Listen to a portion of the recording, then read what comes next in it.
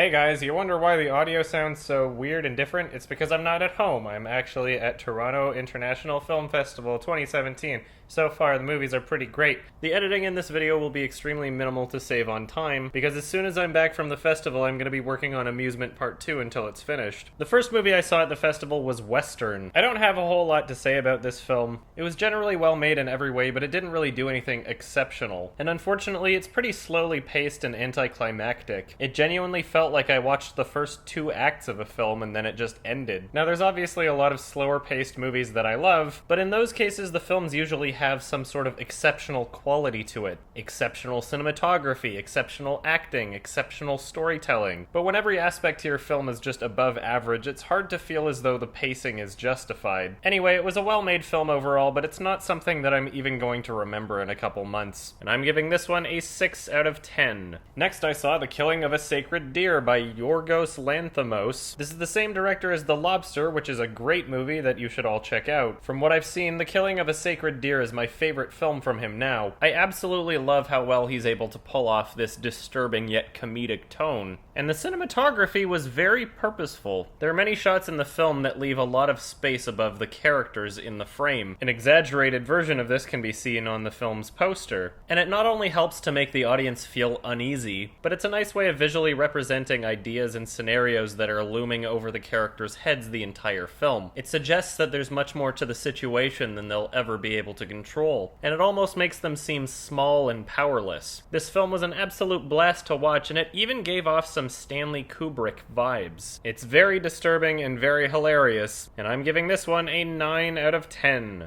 The film I saw next was Happy End by Michael Haneke, my favorite director, and I am incredibly happy that I managed to get tickets for this at the last minute. I wish Toronto Film Festival would get their shit together with their ticketing system and how shitty it is. Much like Haneke's other films, it's presented in a way that gives the audience a lot of credit. There's plenty of things that aren't explicitly shown, but there's clues left throughout the film for you to piece it together for yourself. And it's not like you have to decrypt the film in order to enjoy or understand it. It's just presented in a way that forces the audience to be engaged in the film. He's been quoted saying that the conversation about the film should continue after the film is ended, and honestly, that's part of what he does best. It's a very haunting experience, and I couldn't help but be thinking about it long after it was over. Every film that Haneke releases leaves me wildly impressed. There are many scenes in the film that are heavily focused on internet and new technology, and despite the director not even using the services he's imitating in his film, Facebook, Snapchat, etc., he actually put time and effort into researching how these things function so he could accurately